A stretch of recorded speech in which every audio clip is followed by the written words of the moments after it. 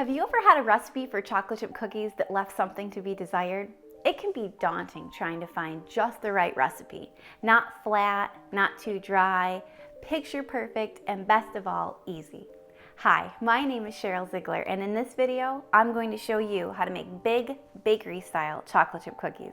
First, let's go over the ingredients. You will need 2 cups of all-purpose flour, half a teaspoon of baking soda, half a teaspoon of kosher salt, 3/4 of a cup of melted butter, 1 cup of packed brown sugar, half a cup of white sugar, 1 egg and 1 egg yolk, a tablespoon of vanilla extract, and 2 cups of chocolate chips.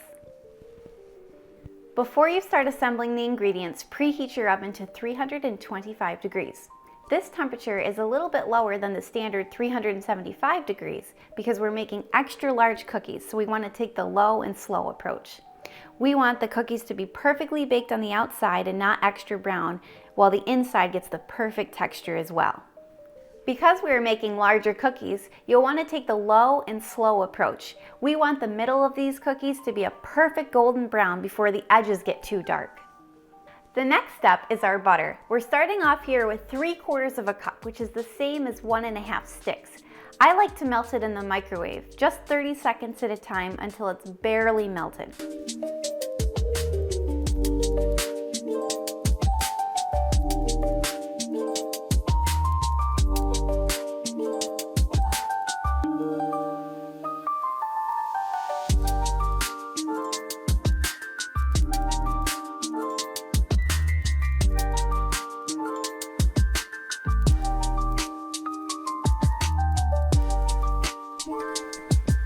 Now that I've melted the butter, let's assemble the wet ingredients. We're gonna pour our melted butter in a new bowl.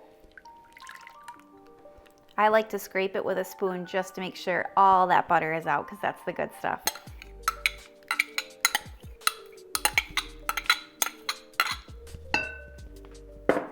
To this, we're going to add the 1 cup of packed brown sugar, and packed just means pushing it in hard so it's as flat as it could be when you're measuring it out.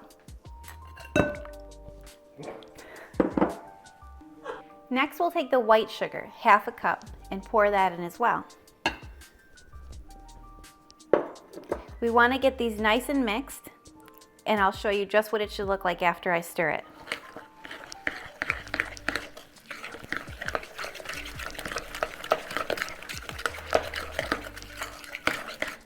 Should look like this.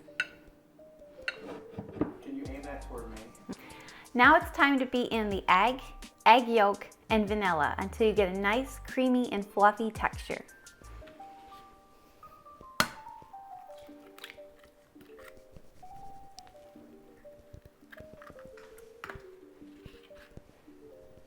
I'm going to carefully separate the egg by breaking it in half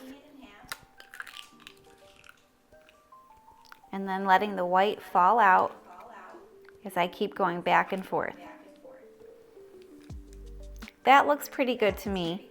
So now I'm going to dump the yolk in.